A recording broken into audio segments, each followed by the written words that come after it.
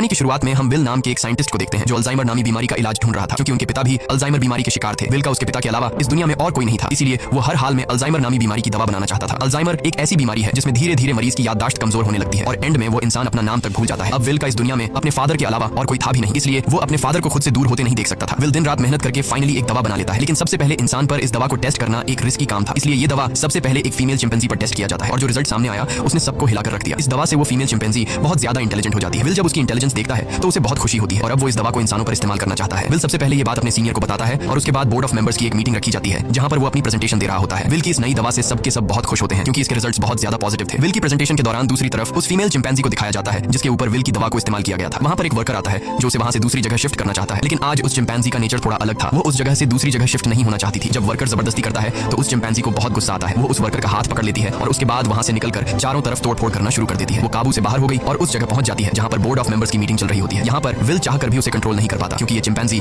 बहुत ज्यादा गुस्से में होती है, इसलिए इस चिंपैंजी को गोली मारनी पड़ती है जिससे उस चिंपैंजी की मौके पर ही मौत हो गई। इस हादसे के बाद बोर्ड के मेंबर्स ने ये माना कि विल की दवा की वजह से ये चिंपैंजी एग्रेसिव हो गई थी और अब चिंपैंजी की मौत के साथ साथ विल का ये पूरा का पूरा एक्सपेरिमेंट भी पूरी तरह से खत्म हो गया है। बोर्ड के मेंबर्स ने लैब में रखे सारे चिंपैंजी को मारने का हुक्म दिया क्योंकि उन पर भी विल की बनाई हुई दवा का इस्तेमाल किया गया था। हालांकि विल अपने बॉस को कन्विंस करने की कोशिश करता है कि मेरी दवा में कोई प्रॉब्लम नहीं है, लेकिन उसका बॉस साफ साफ मना कर देता है। वो कहता है कि अगर तुम्हारी दवा में प्रॉब्लम नहीं होती तो वो चिंपैंजी इतना ज्यादा एग्रेसिव नहीं होती। विल की 5 सालों की एक्सपेरिमेंट अब जाया हो गई थी। वो अंदर लैब की तरफ जाता है, तभी उसके पास लैब का केयर टेकर आता है और उसे बताता है कि आपकी दवा में कोई भी प्रॉब्लम नहीं है। दरअसल चिंपैंजी आपकी दवा की वजह से एग्रेसिव नहीं हुई थी, बल्कि उसने उसी वक्त एक बच्चे को जन्म दिया था जिस वजह से वो गुस्से में आ गई थी क्योंकि उसे वहां से शिफ्ट किया जा रहा था। और अब विल को पूरी बात समझ में आ जाती है। वो वर्कर उसे कहता है कि मैंने बॉस के कहने पर उन सारे चिंपैंजीज को मार दिया और उस बच्चे को नहीं मार पाया जो अभी अभी पैदा हुआ है। उसके बाद विल बिना किसी को बताए चुपके से उस बच्चे को अपने घर ले आता है जहां पर विल के फादर भी होते हैं और यहाँ पर हमें दिखाया जाता है कि ये चिंपैंजी का बच्चा छोटा तो है लेकिन उसका दिमाग इंसानों की तरह तेज है। बहुत जल्दी वो विल के पिता से घुल मिल जाता है और विल के पिता उसे नाम देते हैं सीजर। धीरे धीरे 3 साल बीत जाते हैं और अब वो चिंपैंजी का बच्चा जिसका नाम सीजर है वो बहुत ज्यादा स्मार्ट हो चुका है। वो पढ़ सकता है, गेम्स खेलता है और बिल्कुल इंसानों की तरह हर एक काम को करता है। बस वो सिर्फ एक चीज नहीं कर सकता और वो है इंसानों की तरह बोलना, पर वो इंसानों की बातचीत को अच्छी तरह से समझ सकता है। वहीं विल के पिता को दिखाया जाता है जिनकी अल्जाइमर बीमारी की वजह से दिमागी हालत काफी ज्यादा खराब हो चुकी है, यहाँ तक कि उनकी नर्स भी उनका ध्यान रखने से मना कर देती है। वो विल से कहती है कि तुम्हारे पिता को अब हॉस्पिटल की जरूरत है, घर पर उनका टेक केयर नहीं किया जा सकता। विल अपने पिता की हालत देखकर उसे बहुत दुख होता है और अगले दिन जब वो लैब में जाता है तो चुपके से उस दवा को लेकर आता है जो उसने सीजर की मॉम को और बाकी चिंपैंजीज को दी थी और ये दवा उसने स्पेशली अपने पिता के अल्जाइमर बीमारी के लिए बनाई थी। वो जानता था कि उसके पिता का बचना अब नामुमकिन है, इसलिए वो ये रिस्क लेता है और अपने पिता को अल्जाइमर की वो दवा इंजेक्ट कर देता है। विल के पिता पहले इंसान होते हैं जिनके ऊपर इस अल्जाइमर की दवा को यूज किया जाता है। विल रात भर सो नहीं पाता क्योंकि उसे डर लगता है कि कहीं उसके पिता को कुछ हो न जाए और अगली सुबह विल देखता है कि उसके पिता पियानो बजा रहे हैं, वो पूरी तरह से ठीक हो चुके हैं। विल ये देखकर बहुत खुश होता है, यानी उसकी दवा ने उसके पिता को पूरी तरह से ठीक कर दिया है। वहीं हमें सीजर को दिखाया जाता है जो खिड़की से कुछ बच्चों को साइकिल चलाते हुए देखता है। सीजर का भी मन करता है कि वो भी उन बच्चों की तरह साइकिल चलाए, इसलिए वो पड़ोस के घर में चला जाता है, पर इस घर का मालिक बहुत ही खड़ूस इंसान था। वो सीजर को देख लेता है। अब वो सीजर को मारने के लिए बेसबॉल का बैट उठाकर उस पर हमला कर देता है, लेकिन उससे पहले कि वो उसे बुरी तरह से मारता, यहाँ पर विल और उसके पिता सीजर को बचा लेते हैं। विल पड़ोसी को समझाने की कोशिश करता है कि ये सिर्फ खेलने की कोशिश कर रहा था, इससे तुम्हें कोई खतरा नहीं है। पड़ोसी कहता है कि ये मेरे बच्चों को नुकसान पहुंचा सकता है और अगर ये बंदर का बच्चा दोबारा यहाँ पर आया तो मैं इसे मार दूंगा। यहाँ पर सीजर के पैर पर चोट लग गई होती है, इसलिए विल उसे डॉक्टर कैरोलिन के पास ले जाता है और जब कैरोलिन उसका इलाज करती है तो उसे पता चलता है कि ये बहुत ज्यादा इंटेलिजेंट है क्योंकि सीजर विल से इशारों में बात कर रहा होता है। जल्द ही विल और डॉक्टर कैरोलिन की आपस में दोस्ती हो जाती है। कैरोलिन को सीजर बहुत पसंद आ जाता है, इसलिए वो विल के घर आना शुरू कर देती है जहां उसे पता चलता है कि सीजर हमेशा घर पर रहता है, उसे बाहर नहीं ले जाया जाता, इसलिए सीजर हमेशा खिड़की से बाहर देखता रहता है। कैरोलिन विल से कहती है कि हमें उसे बाहर ले जाना चाहिए। विल को ये आइडिया पसंद आया और अगले दिन विल और कैरोलिन सीजर को पास के एक जंगल में ले गए जिसका नाम रेडवुड है। वह खूबसूरत जंगल सीजर के लिए किसी जन्नत से कम नहीं था। सीजर को ये जगह बहुत पसंद आई और इसी तरह से 2 साल और बीत जाते हैं। अब विल और कैरोलिन एक दूसरे के साथ रिलेशनशिप में आ चुके हैं। सीजर भी अब बड़ा हो चुका है और ये लोग हमेशा उस जंगल में आते हैं। एक दिन जब ये लोग रेडवुड जंगल में होते हैं तो वहाँ एक फैमिली आती है जिनके पास एक डॉग होता है जिसके गले में पट्टा बांधा गया होता है। वो डॉग सीजर पर भौंकने लग जाता है जिसे देखकर सीजर बहुत ज्यादा मायूस हो जाता है। सीजर इसलिए मायूस नहीं होता कि डॉग ने उस पर भौंका, बल्कि वो डॉग के गले में पट्टा देख लेता है और पट्टा तो उसके गले में भी विल ने बांधा था। वो विल से इशारे में पूछता है क्या मैं तुम्हारा कोई पालतू जानवर हूँ, जिस पर विल जवाब देता है नहीं तुम पालतू नहीं हो, तुम मेरे बेटे हो। और सीजर अब समझदार हो चुका था। वो अपने बारे में जानना चाहता था कि वो कौन है और कहाँ से आया है, इसलिए विल सीजर को अपनी लैब के बाहर ले जाता है और बताता है कि तुम्हारी मॉम यहाँ पर थी, हमने उसके ऊपर एक दवा का इस्तेमाल किया था और उसी दवा की वजह से आज तुम इतने ज्यादा इंटेलिजेंट हो। अब सीजर को अपने बारे में सब कुछ पता चल चुका है। इसके बाद ये लोग घर आते हैं जहाँ पर विल के पिता को दिखाया जाता है जिनकी अल्जाइमर बीमारी अब वापस पहले जैसी हो चुकी है। वो चम्मच के उल्टे तरफ से खाना खाने लगा। विल समझ गया कि अब इस दवा ने उसके पिता के दिमाग पर असर करना छोड़ दिया है। इस बात से विल बहुत परेशान होता है और जब विल काम पर गया होता है तो विल के पिता का गाड़ी चलाने का मूड हो जाता है, लेकिन अल्जाइमर बीमारी की वजह से वो भूल चुके होते हैं कि गाड़ी को ड्राइव कैसे किया जाता है। जब वो कार स्टार्ट करता है तो उसे कार कंट्रोल नहीं हो पाती, इसलिए वो सीधा जाकर अपने पड़ोसी की गाड़ी को टक्कर मार देता है। पड़ोसी जब ये सब कुछ देखता है तो वो जल्दी से बाहर आ जाता है। ये वही पड़ोसी है जिसने कुछ साल पहले सीजर को मारा था और अब वो विल के पिता को कॉलर से पकड़कर गाड़ी से बाहर निकालता है, उन्हें मारने लगता है। तभी अचानक खिड़की से सीजर की नजर उन पर पड़ती है और जब वह देखता है कि उनका पड़ोसी विल के पिता को मार रहा है तो वह अपने आप को कंट्रोल नहीं कर पाता। वो बाहर आता है और उस पर हमला कर देता है। सीजर इतना गुस्से में आ गया होता है कि वो उस पड़ोसी की उंगली काट लेता है, जिसके बाद उनका पड़ोसी विल के चिंपैंजी सीजर पर कोर्ट में केस करता है। इसीलिए कोर्ट ये फैसला करती है कि अब सीजर को घर पर नहीं रखा जा सकता। तब यहाँ एनिमल कंट्रोल टीम आती है और वो सीजर को उस जगह ले जाते हैं जहाँ पर और भी चिंपैंजीज रहते हैं। सीजर को लगा कि वो यहाँ घूमने के लिए आया है, इसलिए वो एक्टिविटी हॉल को देखकर खुश था, लेकिन उसे पता नहीं था कि अब वो यहाँ हमेशा के लिए कैद रहने वाला है। सीजर जब विल को यहाँ से जाते देखता है तो वो उसके पास दौड़कर आता है, लेकिन अब सीजर उस जगह में कैद हो चुका था। सीजर विल के पास आया और शीशे के दूसरी ओर से इशारे करने लगा कि मुझे भी अपने साथ ले चलो, लेकिन विल मजबूर है और वो कहता है कि तुम्हें अब यहीं पर रहना होगा। इस बात से सीजर को बहुत दुख होता है और विल उसे यहीं पर छोड़कर चला जाता है। दूसरी तरफ विल के पिता को दिखाया जाता है जो एक बार फिर पूरी तरह से अल्जाइमर के शिकार हो चुके हैं और विल अब पहले से भी ज्यादा स्ट्रॉन्ग दवा बनाएगा ताकि वो अपने पिता की बीमारी को हमेशा के लिए ठीक कर दे। विल यह बात अपने बॉस को बताता है कि वह दवा जो मैंने पहले बनाई थी, मैंने अपने पिता के ऊपर इस्तेमाल की थी, वो पूरी तरह से ठीक हो गए थे, लेकिन ज्यादा वक्त तक नहीं। अब वो दोबारा से कमजोर हो रहे हैं, इसलिए अब मैं पहले से भी ज्यादा स्ट्रॉन्ग दवा बनाना चाहता हूँ। उसका बॉस उसे इजाजत दे देता है। दूसरी तरफ सीजर को दिखाया जाता है जो बहुत ही ज्यादा उदास था। उसे उम्मीद थी कि जल्द विल आकर उसे घर ले जाएगा। वो सामने की दीवार पर चौक से एक ड्राइंग बनाता है जो कि उस खिड़की का नक्शा था जिससे वो अपने घर से बाहर देखा करता था। वो अपने घर को बहुत ज्यादा मिस कर रहा था। इधर विल दिन रात कड़ी मेहनत के बाद वो दवा बना लेता है। अब इस दवा को एक चिंपैंजी पर यूज करने की तैयारी की जाती है और जब दवा को उसकी बॉडी में इंजेक्ट किया जा रहा होता है तभी प्रेशर की वजह से एक पाइप निकल जाता है। वहां पर उनका एक वर्कर होता है जिसका नाम फ्रैंकलिन है। दवा की कुछ गैस उसकी नाक के अंदर चली जाती है क्योंकि उसने मास्क नहीं पहना होता। हालांकि उस वक्त उस पर गैस का कोई असर नहीं पड़ता और यह लोग उस चिंपैंजी के बॉडी में दवा इंजेक्ट कर लेते हैं, जिसके बाद वो चिंपैंजी बहुत ज्यादा इंटेलिजेंट हो जाता है, यानी कि उनकी यह दवा भी कामयाब हो गई। इसके बाद विल और कैरोलिन सीजर से मिलने जाते हैं जिसे बहुत ही छोटे पिंजरे के अंदर कैद किया गया होता है। यहाँ पर सीजर के हाथ में चोट भी लगी होती है जिससे विल को बहुत गुस्सा आता है और वहाँ के गार्ड्स को धमकी देता है कि अगर तुमने इसके साथ कोई भी गलत सलूक किया तो मैं तुम्हारे इस जगह को बंद करवा दूंगा। विल के आने से सीजर बहुत खुश था क्योंकि वो समझ रहा था कि विल आज उसे घर वापस ले जाएगा, लेकिन विल उसे कहता है कि जब तक कोर्ट मुझे इजाजत नहीं देती मैं तुम्हें घर वापस नहीं ले जा सकता। जिसके बाद विल यहाँ से चला जाता है और सीजर बहुत ज्यादा उदास हो जाता है। उसे घर की बहुत याद आती है। यहाँ उसे गंदा खाना और जेल का स्टाफ उसके साथ बहुत बुरा सलूक करते हैं। जब विल अपने घर जाता है तो देखता है कि उसके पिता की हालत बहुत ज्यादा खराब है। वो उन्हें दवा देना चाहता है पर विल के पिता मना कर देते हैं। वो कहते हैं कि अब मेरा वक्त आ चुका है और उसके बाद विल के पिता की डेथ हो जाती है। विल अपने पिता की डेथ से पूरी तरह से टूट जाता है और अब सीजर के अलावा उसका कोई भी नहीं है। वो उसे अपना बेटा मानता है, इसलिए वो बहुत सारे पैसे लेकर उस जगह जाता है जहाँ पर सीजर को कैद किया गया है। वहाँ का जो हेड होता है विल उसे बहुत सारे पैसे देता है और कहता है कि मैं सीजर को अपने साथ ले जाना चाहता हूँ। उस जगह का हेड इतने सारे पैसे देखकर विल की बात मान जाता है। विल सीजर के पास आया और उसे अपने साथ चलने को कहा, लेकिन सीजर दरवाजा बंद कर देता है क्योंकि अब वो विल के साथ नहीं जाना चाहता। हालांकि सीजर को विल से बिछड़ने का दुख तो था, लेकिन अब वो किसी का पालतू बनकर जिंदगी नहीं गुजारना चाहता था। वो अपने साथ साथ उस जगह में बंद बाकी चिंपैंजीज को भी आजाद देखना चाहता था, जिसके बाद विल को लौटना पड़ता है। रात को उस जगह काम करने वाले एक लड़के के कुछ दोस्त यहाँ पर चिंपैंजीज को देखने के लिए आते हैं और जब इनमें से एक लड़का सीजर के पास आता है तो सीजर उसे पकड़कर अपनी तरफ खींचता है और उसकी जेब से चाकू निकाल लेता है। उस चाकू से सीजर रात को अपने सेल का गेट खोल लेता है। उसके बाद वो सेल से निकलकर चुपके से छत के रास्ते से होते हुए सीधा विल के घर पहुंच जाता है, जहां पर उसे वो नई दवा मिल जाती है जो विल ने अल्जाइमर के नए पेशेंट्स के लिए बनाई थी। और अब इस दवा को लेकर वापस वो उसी जगह आ जाता है जहां पर बाकी चिंपैंजीज को कैद किया गया है और वहां पर उस दवा को खोल देता है जिससे सारी की सारी गैस चिंपैंजीज इनहेल कर लेते हैं। जिसके बाद सबके सब चिंपैंजीज सीजर की तरह इंटेलिजेंट हो जाते हैं। उनके अंदर सोचने समझने की शक्ति आ जाती है और सीजर का पहला मिशन भी यही था कि सब चिंपैंजीज मेरी तरह इंटेलिजेंट हो जाए, तभी हम सब इस जगह से भाग पाएंगे। और वो ऐसा करने में कामयाब हो गया। लेकिन दूसरी तरफ फ्रैंकलिन, जिसका गलती से वो गैस नाक के जरिए अंदर चली गई थी, उसकी डेथ हो जाती है। इसका मतलब ये है कि यह दवा सिर्फ चिंपैंजीज पर असर करती है और इंसानों को यह दवा मार देती है। वहीं सीजर को दिखाया जाता है जो अब बाकी चिंपैंजीज के साथ उस जगह से भागना चाहता है, लेकिन तभी वहां का एक वर्कर जो सब चिंपैंजीज को बहुत टॉर्चर किया करता था वो आ जाता है और जब वो अपनी करंट वाली स्टिक से उन्हें करंट लगाने की कोशिश करता है तो सीजर उसका हाथ पकड़ लेता है। वो कहता है कि अपने गंदे हाथ मुझसे दूर रखो और यहाँ पर पहली बार सीजर बोलता है नो। इसके बाद सीजर उसे पंच मारकर वहीं पर गिरा देता है और बाकी सब चिंपैंजीज को आजाद कर देता है। वो वर्कर उठकर एक बार फिर से अपनी इलेक्ट्रिक स्टिक लेकर उनकी तरफ बढ़ता है, लेकिन सीजर उस पर प्रेशर से पानी खोल देता है जिससे उसे करंट लगने से उसकी मौत हो जाती है। इसके बाद सीजर सब चिंपैंजीज को लेकर पास के एक जू में पहुंच जाता है। वो वहां के सभी चिंपैंजीज को आजाद करके अपनी टीम में शामिल कर लेता है और अब ये सब के सब विल की लैब में पहुंच जाते हैं। वहां पर भी बहुत सारे चिंपैंजीज होते हैं, ये उन्हें भी आजाद कर देते हैं और अब इन सब की एक टीम बन चुकी है। वहीं विल, जिसे सीजर की बहुत ज्यादा याद आती है, वह उस जगह कॉल करता है जहां पर सीजर को कैद कर रखा गया था, पर उसका कॉल कोई रिसीव नहीं करता, इसलिए वह जल्दी से कैरोलिन के साथ वहां पर पहुंच जाता है। वो देखते हैं कि यहाँ पर तो एक भी चिंपैंजी मौजूद नहीं। तभी उन्हें एक जख्मी वर्कर दिखाई देता है। विल उससे पूछता है कि यहाँ पर क्या हुआ। वह बताता है कि तुम्हारा सीजर सबको अपने साथ ले गया और वह पहली बार बोला भी था। ये सुनकर विल बहुत ज्यादा परेशान हो जाता है और अब वह समझ जाता है कि सीजर अपने सभी साथियों के साथ रेडवुड जा रहा है जहां पर बचपन में उसे ले जाया करता था। सीजर शहर के रास्ते से अपने साथियों के साथ आगे की तरफ बढ़ रहा होता है। रास्ते में एक ब्रिज आता है जहां पर पुलिस उनका रास्ता रोक लेती है और इसके बाद चिंपैंजीज और पुलिस के बीच में एक बहुत बड़ी फाइट होती है। हालांकि सीजर का मकसद इंसानों को चोट पहुंचाना नहीं था, बल्कि अपने चिंपैंजी भाइयों को आजाद करके उन्हें रेडवुड जंगल तक पहुंचाना था। उनके ऊपर हेलीकॉप्टर से हमला किया जाता है और जब सीजर को नुकसान पहुंचने वाला होता है तो तभी वहां पर एक गोरिल्ला हेलीकॉप्टर के ऊपर कूद जाता है और हेलीकॉप्टर को क्रैश कर देता है जिससे उसकी जान चली जाती है। और तभी वहां पर कोबा नामी चिंपैंजी आता है। कोबा वही चिंपैंजी है जिसकी बॉडी पर लैब में एक्सपेरिमेंट किया गया था, जो उस आदमी को मार देता है जो हेलीकॉप्टर से उन पर गोलियां चला रहा था। यहाँ जब एक गोरिल्ला पुलिस वाले को चीरने वाला था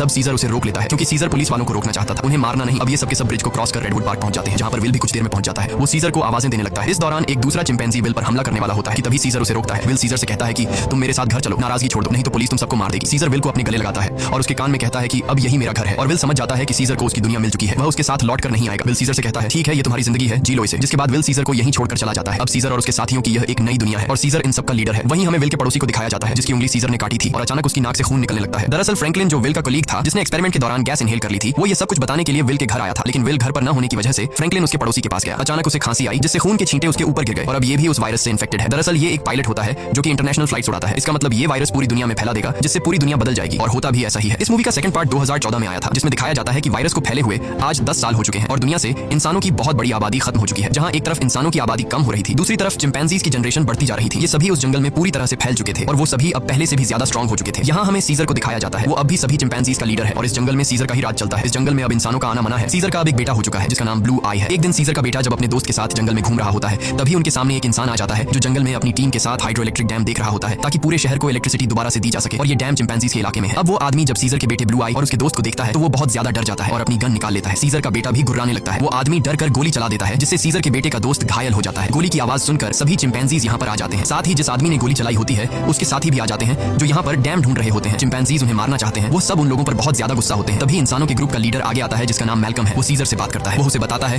कि हम यहाँ पर किसी को नुकसान पहुंचाने के लिए नहीं आए, हम तो बस यहाँ सिर्फ शहर की बिजली ठीक करने के लिए डैम ढूंढ रहे हैं। सीजर उसे कहता है चलो ठीक है, इस बार तुम आ गए लेकिन दोबारा यहाँ पर मत आना, तुम सब यहाँ से चले जाओ। अब वो सब के सब यहाँ से चले जाते हैं और इन्हीं चिंपैंजीज में जो कोबा होता है, जिसके ऊपर कभी इंसानों ने एक्सपेरिमेंट्स किए थे, जो इंसानों से बहुत ज्यादा नफरत करता है, वो सभी चिंपैंजी से कहता है कि इंसान दोबारा से हमारे इलाके में आ गए हैं, वो हमें फिर से नुकसान पहुंचाएंगे, इसलिए इंसानों को हमें अपनी ताकत दिखानी होगी। और सीजर भी अब उसकी बातों में आ जाता है और ये सब तय करते हैं कि ये इंसानों की बस्ती में जाएंगे। और अब सीजर अपने घोड़े पर बैठकर सबके आगे होता है, उसके साथ सभी चिंपैंजीज इंसानों के इलाके में जाते हैं। यहाँ पर दिखाया जाता है कि जो पहले रोशनियों से चमकने वाला एक खूबसूरत शहर हुआ करता था, अब वो पूरी तरह से वीरान हो चुका है। यहाँ पर टेक्नोलॉजी और बहुत सारी चीजें अब पूरी तरह से खत्म हो चुकी हैं। सीजर अपनी पूरी सेना को लेकर इंसानों के इलाके में पहुंच जाता है, जहाँ पर मैल्कम एक बार फिर से सीजर के सामने आता है और वो सीजर से कहता है कि हम तुमसे माफी मांग चुके हैं। सीजर कहता है कि आज के बाद अगर हमारे इलाके में कोई भी आया तो हम उसे मार देंगे, हम युद्ध नहीं चाहते, लेकिन अगर इंसानों ने दोबारा हमारे इलाके में आने की कोशिश की तो हम किसी को नहीं छोड़ेंगे। यहाँ पर कोबा भी होता है। कोबा चाहता है कि वो इंसानों से युद्ध लड़े, लेकिन सीजर इंसानों को वार्निंग देकर यहाँ से पूरी सेना के साथ निकल जाता है। वही मैल्कम को दिखाया जाता है जो बहुत ज्यादा परेशान होता है, क्योंकि जिस जगह में ये लोग रह रहे थे वहाँ पर बिजली नहीं थी और उनका पावर प्लांट खास उसी जगह में था जहाँ पर चिंपैंजीज का इलाका था। वहाँ पर जाना मतलब अपनी मौत को दावत देना है, लेकिन सारी जिंदगी ये लोग बिना इलेक्ट्रिसिटी के तो नहीं रह सकते थे, इसलिए उन्हें हर हाल में वहाँ पर जाकर बिजली ठीक करनी थी। मैल्कम अपने सीनियर से कहता है कि हमें एक बार सीजर से बात करके देखना चाहिए, क्या पता वो हमारी तकलीफ को समझ ले। जिसके बाद मैल्कम अपनी फैमिली और एक ग्रुप लेकर वहाँ जंगल के बाहर पहुंच जाता है। मैल्कम जब सीजर को अपनी सारी सिचुएशन बताता है तो सीजर समझ जाता है, क्योंकि वो इंसानों के साथ रह चुका है, उसे पता है कि इलेक्ट्रिसिटी का मतलब क्या है और इंसानों के लिए वो कितनी जरूरी है। सीजर कहता है ठीक है तुम लोग अंदर आ सकते हो, मगर एक शर्त पर, तुम्हें सारे हथियार हमारे हवाले करने होंगे। मैल्कम मान जाता है और अब अपनी टीम के साथ वो उस जगह पहुंच जाता है जहाँ पर पावर प्लांट है और इसके बाद ये लोग वहाँ पर काम करना शुरू कर देते हैं। मैल्कम की वाइफ और उसका बेटा चिंपैंजीज के बच्चों से बहुत जल्दी घुल मिल जाते हैं और जब ये लोग पावर प्लांट पर काम कर रहे होते हैं तभी एक चिंपैंजी को वहाँ पर छुपी हुई एक गन मिलती है और वो गन सीधा वो लेकर जाता है सीजर के पास। और जब सीजर को पता चलता है कि इंसान अपने साथ छुपाकर यहाँ पर गन लाए हैं तो उसका गुस्सा एक बार फिर से भड़क जाता है और वो मैल्कम और उसके साथियों से कहता है तुम जंगल छोड़कर चले जाओ। लेकिन तभी सीजर को पता चलता है कि उसकी पत्नी जो बहुत लंबे समय से बीमार थी,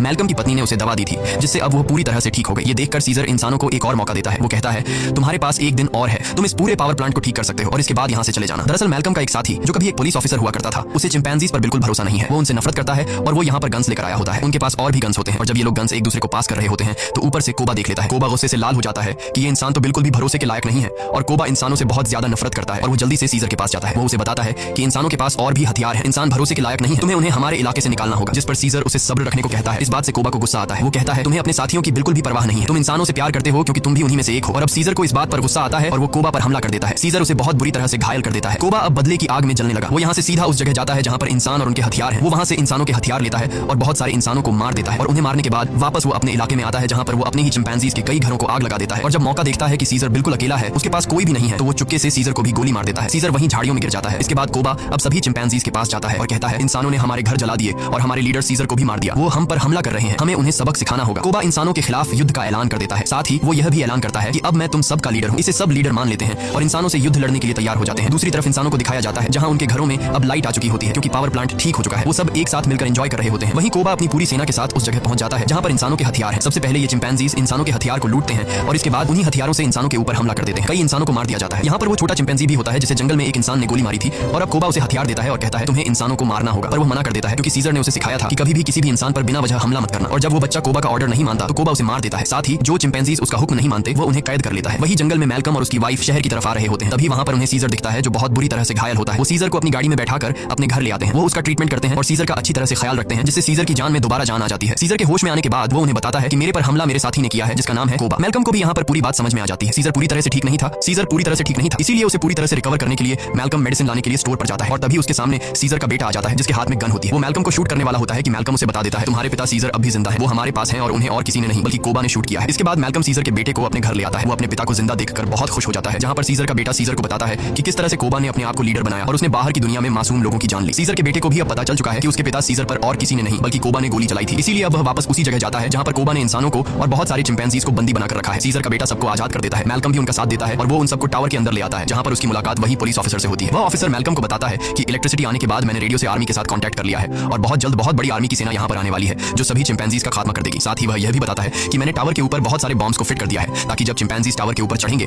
तो मैं बॉम्ब को ब्लास्ट करके उन सब चिंपैंजीज को मार दूंगा। हालांकि इसमें उसकी खुद भी जान चली जाएगी। उसके हाथ में रिमोट कंट्रोल होता है और अब ये देखने के बाद मैल्कम और सभी इंसान वहां से भागना शुरू कर देते हैं। वहीं सीजर को दिखाया जाता है जो अब यहाँ पर पहुंच चुका है। उसका सामना कोबा से होता है और कोबा और उसके बीच फाइट शुरू हो जाती है। सीजर को जिंदा देखकर बाकी चिंपैंजीज भी कोबा की गद्दारी को जान चुके हैं। वहीं हमें उस पुलिस ऑफिसर को दिखाया जाता है जो टाउन के एक हिस्से को बॉम्ब से ब्लास्ट कर देता है जिसमें कई सारे चिंपैंजीज मारे जाते हैं, लेकिन कोबा, सीजर और उसके कई साथी अब भी जिंदा है। जब कोबा देखता है कि बहुत सारे चिंपैंजीज वापस सीजर को सपोर्ट करने लगे हैं तो वह उन सब पर गोलियां चलाना शुरू कर देता है। तभी सीजर काफी ऊंचाई से कोबा पर हमला कर देता है और उसे बिल्डिंग से नीचे धकेल देता है। कोबा लोहे की रॉड से लटक जाता है। अब वह सीजर से कहता है प्लीज मुझे बचा लो, जिसके बाद सीजर उसका हाथ पकड़ लेता है, लेकिन कोबा ने जो किया है उसे माफ नहीं किया जा सकता। इसीलिए सीजर उसका हाथ छोड़कर उसे नीचे गिरा देता है जिससे उसकी मौत हो जाती है। और अब मैल्कम और सीजर एक दूसरे के सामने होते हैं। ये दोनों एक दूसरे से हाथ मिलाते हैं, यानी कि यह दोनों अब अच्छे दोस्त हैं जैसे कभी सीजर विल का हुआ करता था। मैल्कम सीजर को बताता है कि बहुत जल्दी यहाँ पर आर्मी आने वाली है, तुम सबको यहाँ से निकलना होगा ताकि इस जंग को रोका जा सके। सीजर कहता है कि अब इंसानों और चिंपैंजीज के बीच जो वॉर है उसे कभी खत्म नहीं किया जा सकता। इसी के साथ यह कहानी खत्म हो जाती है। अगर वीडियो आपको अच्छी लगी हो तो हमारे चैनल को सब्सक्राइब और वीडियो को लाइक जरूर कीजिएगा।